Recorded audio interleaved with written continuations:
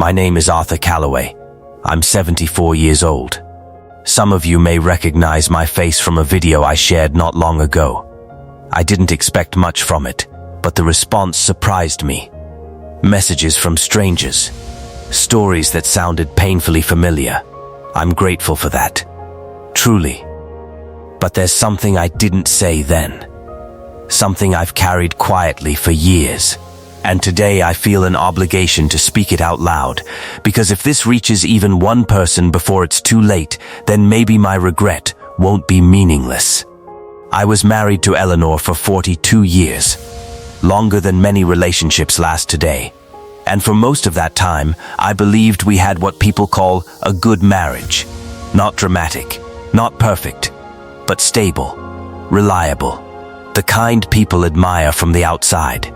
What no one tells you about long marriages is this: you can share decades with someone and still miss who they truly are.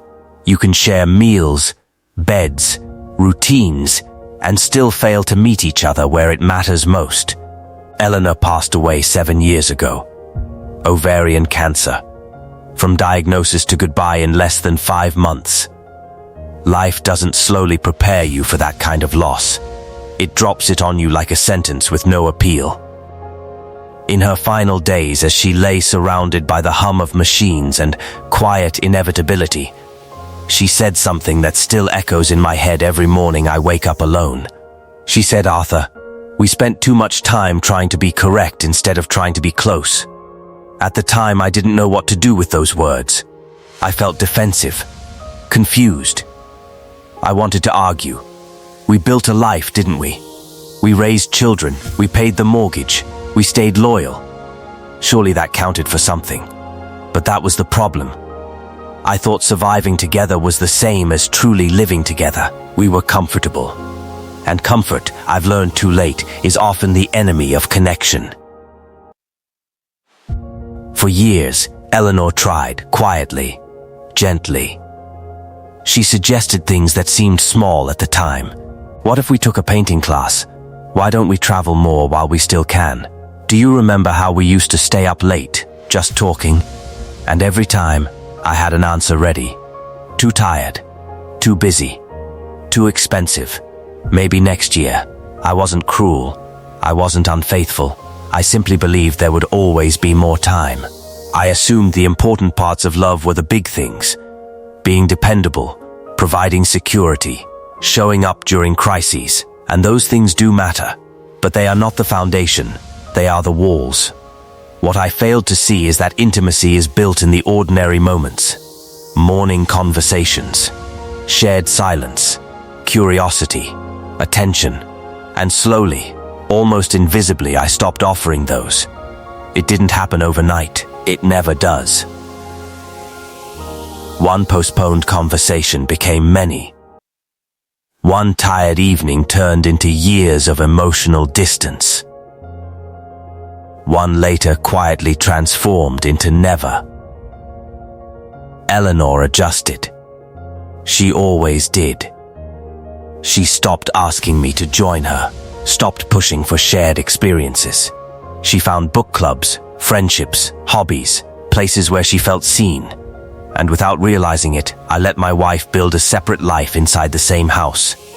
We became polite companions, courteous, functional, and deeply lonely.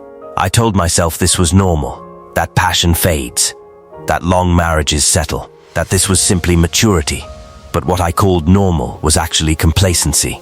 When Eleanor became ill, time suddenly had edges, deadlines, urgency.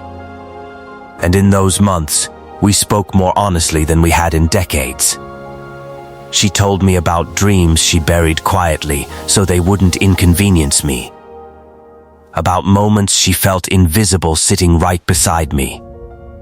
About how exhausting it was to always be the one reaching.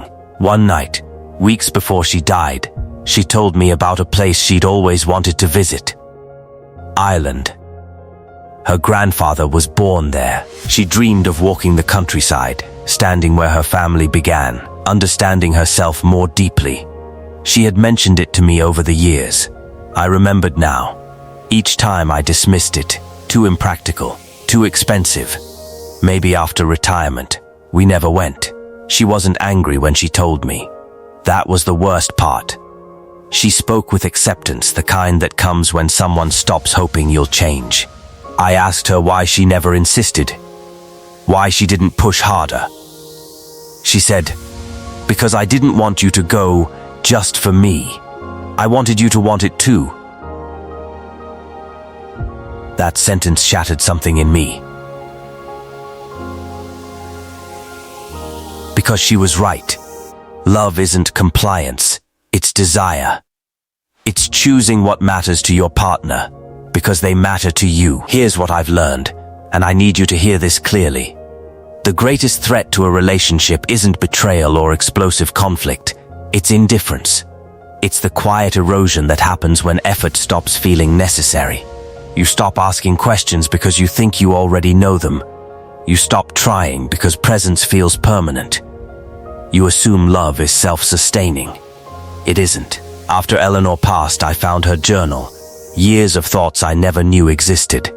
Pages filled with loneliness, with attempts to reach me, with moments that wounded her quietly, times I listened without hearing, looked without seeing. She also wrote about love, about the man she married, about waiting for him to come back.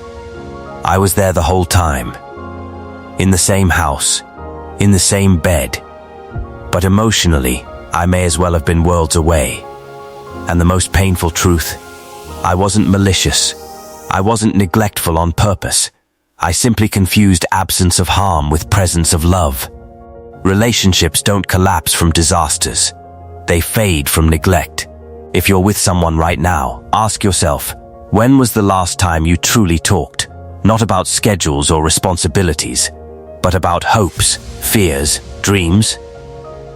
When was the last time you did something simply to bring them joy? When was the last time you looked at them with gratitude instead of familiarity? If you can't remember, you're walking the same path I did. No one gets forever. One of you will be left behind. And when that day comes, there are no rewinds.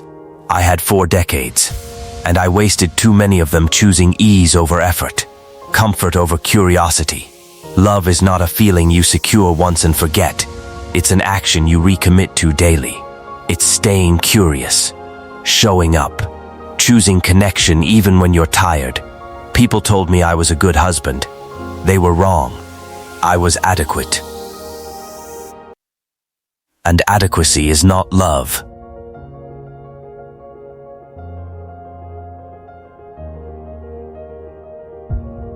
Six years later, I still think about Ireland.